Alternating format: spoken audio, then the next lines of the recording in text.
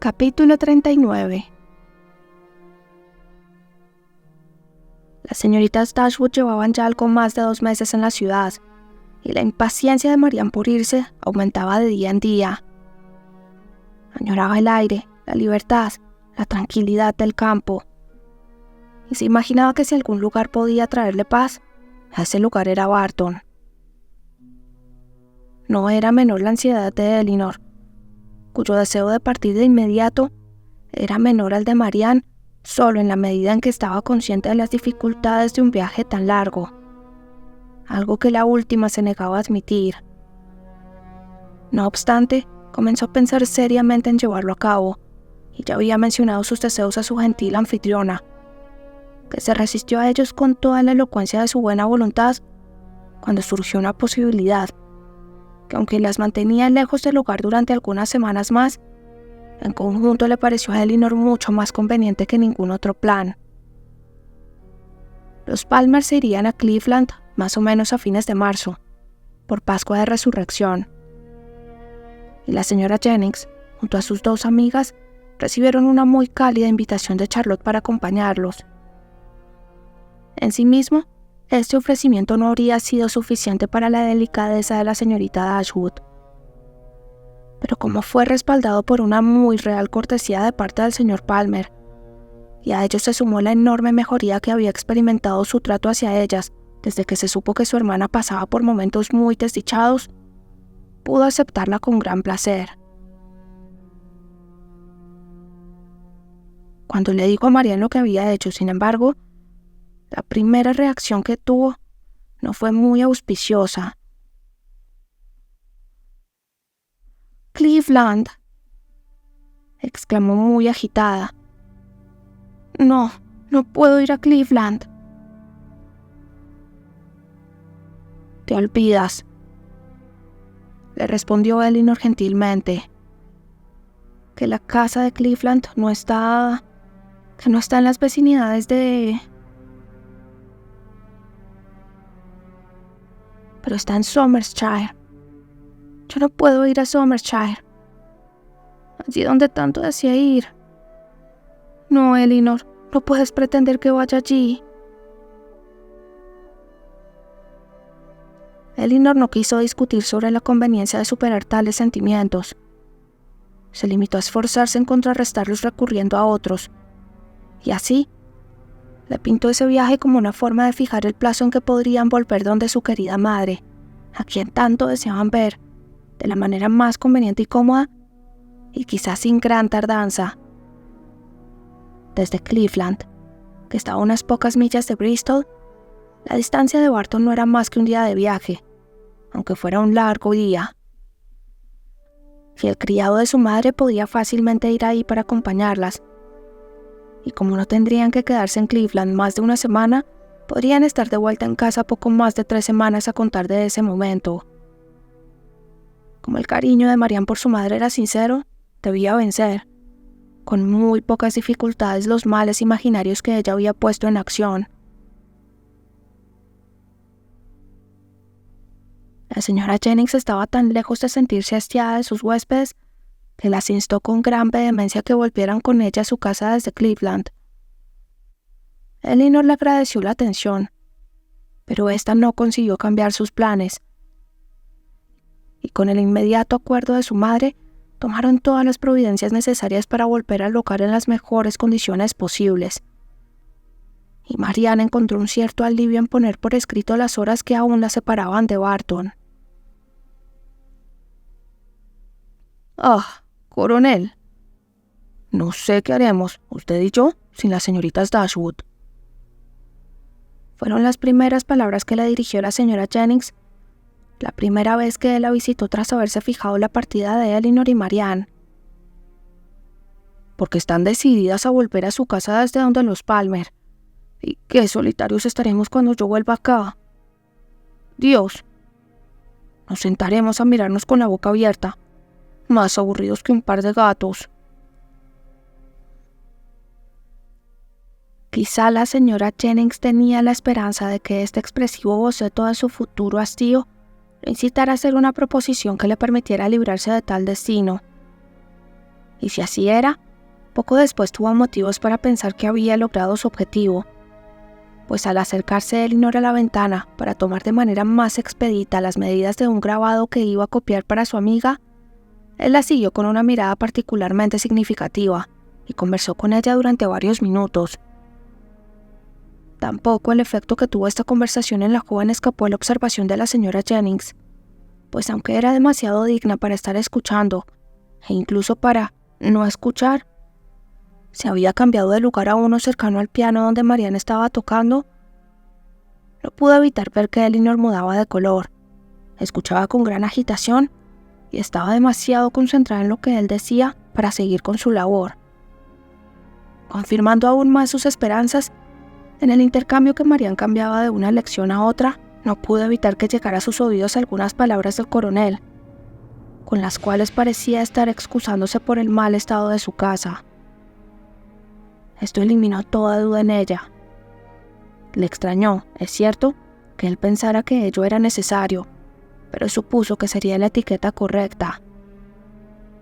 No pudo distinguir la respuesta de Elinor, pero a juzgar por el movimiento de sus labios, parecía pensar que esa no era una objeción de peso. Y la señora Jennings la alabó en su corazón por su honestidad. Siguieron hablando luego sin que pudiera captar ni una palabra más, cuando otra afortunada pausa en la ejecución de Marianne le hizo llegar estas palabras en la tranquila voz del coronel. Temo que no pueda realizarse muy pronto. Atónita y espantada ante las palabras tan poco propias de un enamorado, estuvo casi a punto de exclamar a viva voz: «Dios, ¿y qué trabas podría haber?». Pero frenando su impulso, se limitó a exclamar para sí: «¡Qué extraño! Seguro que no necesita esperar a ser más viejo». Esta tardanza por parte del coronel, sin embargo, no pareció ofender ni mortificar en lo más mínimo a su hermosa compañera, pues cuando poco después terminaban de conversar y se separaban en distintas direcciones, la señora Jennings escuchó claramente a Elinor diciendo, con voz que mostraba que sentía lo que decía: «Para siempre me sentiré en deuda con usted». La señora Jennings se sintió encantada ante esta muestra de gratitud, y tan solo se extrañó de que el coronel, tras escuchar tales palabras, pudiera irse según lo hizo de inmediato, con la mayor sangre fría, y marcharse sin responderle nada. Jamás habría pensado que su viejo amigo sería un pretendiente tan poco entusiasta. Lo que realmente hablaron entre ellos fue lo que sigue. «He sabido», dijo él con enorme piedad, «de la injusticia cometida con su amigo, el señor Ferrars, por su familia. Si estoy en lo cierto, lo han proscrito completamente por persistir en su compromiso con una joven muy meritoria. Se me ha informado bien. ¿Es así?». Elinor le respondió que así era. «La crueldad, la grosera crueldad», replicó él con gran emoción, «de dividir o intentar dividir a dos jóvenes que se quieren es terrible. La señora Ferrars no sabe lo que puede estar haciendo, a lo que pueden llevar a su hijo. 2 o 3 veces he visto al señor Ferrars en Harley Street y me agrada mucho. No es un joven al que se pueda llegar a conocer íntimamente en poco tiempo, pero lo he visto lo suficiente para desearle el bien por sus propios méritos, y en cuanto a amigo suyo, se lo deseo aún más. Entiendo que desea ordenarse. Tendría la bondad de decirle que el beneficio de Delaford, que acaba de quedar vacante, según me han informado en el correo de hoy, es suyo si cree que vale la pena aceptarlo. En las desafortunadas circunstancias en que ahora se encuentra, parecería insensato dudarlo. Solo desearía que el beneficio fuera de mayor valor. Es una rectoría, pero pequeña. Creo que el último titular no hacía más de 200 libras al año, y aunque por supuesto puede mejorar, Temo que no en la cantidad que le permitiría al señor Ferrars un ingreso muy holgado. No obstante, en las actuales circunstancias tendré mucho gusto en presentárselo. Por favor, dígaselo. El asombro de Elinor ante este encargo difícilmente habría sido mayor si el coronel en verdad le hubiera estado ofreciendo matrimonio. Tan solo 2 días atrás había pensado que Edward no tenía esperanza alguna de conseguir el cargo que le permitiría casarse, y ahora era suyo. Y ella, nada menos que ella, era la encargada de hacérselo saber. Su emoción fue grande, aunque la señora Jennings la hubiera atribuido a otra causa. Y aun si en ella se mezclaban pequeños sentimientos menos puros, menos agradables, también sentía una enorme gratitud y aprecio, que expresó en cálidas palabras, por la general benevolencia y los especiales sentimientos de amistad que habían llevado al coronel a realizar ese gesto. Se lo agradeció de todo corazón, elogió ante él los principios y disposición de Edward de la manera en que creía se lo merecían, y prometió llevar el encargo con gran placer, si en verdad era su deseo dar a otra persona una tarea tan agradable. Pero al mismo tiempo, no pudo evitar pensar que nadie la cumpliría mejor que él. Era, en pocas palabras, una misión de la cual le hubiera gustado verse libre, por no infligir a Edward el dolor de recibir un favor de ella. Pero el coronel Brandon, a quien guiaba idéntica delicadeza para preferir no hacerlo a él mismo, parecía tan empeñado en que ella se hiciera cargo que de ninguna manera quiso Elinor negarse. Pensaba que Edward aún se encontraba en la ciudad y por fortuna le había escuchado su dirección a la señorita Steele. Podía, entonces, cumplir con informarlo ese mismo día. Tras haberse acordado esto, el coronel Brandon comenzó a hablar de las ventajas que para él representaba haber conseguido un vecino tan respetable y agradable. Y fue entonces que lamentó que la casa fuera pequeña y de regular calidad, un problema al cual Elinor, tal como la señora Jennings supuso que había hecho, no dio mayor importancia, al menos en lo concerniente al tamaño de la vivienda. A mi ver, le dijo, no significará ningún inconveniente para ellos el que la casa sea pequeña, porque será proporcional a su familia y de sus ingresos.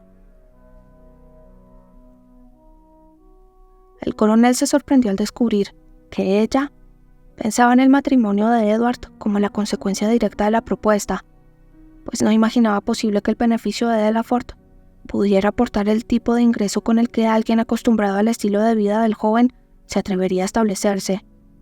Y así lo dijo.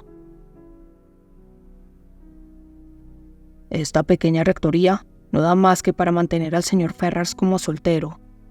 No le permite casarse. Lamento decir que mi patrocinio termina aquí, y tampoco mi participación va más allá. Sin embargo, si por alguna imprevista casualidad estuviera en mi poder prestarle un nuevo servicio, tendría que haber cambiado mucho mi opinión sobre él si en ese momento no estuviera tan dispuesto a serle útil como sinceramente quisiera poder serlo ahora. Lo que hoy hago parece escaso, dado que le permite avanzar tan poco hacia el que debe ser su principal, su único motivo de felicidad. Su matrimonio todavía debe seguir siendo un bien lejano. Al menos, temo que no pueda realizarse muy pronto. Tal fue la frase que al equivocar su sentido ofendió de manera tan justa los delicados sentimientos de la señora Jennings. Pero tras este relato de lo que en verdad ocurrió entre el coronel Brandon y Elinor, mientras estaban junto a la ventana, la gratitud expresada por esto al separarse quizá aparezca, en general, no menos razonablemente encendida ni menos adecuadamente enunciada, que si su causa hubiera sido una oferta de matrimonio.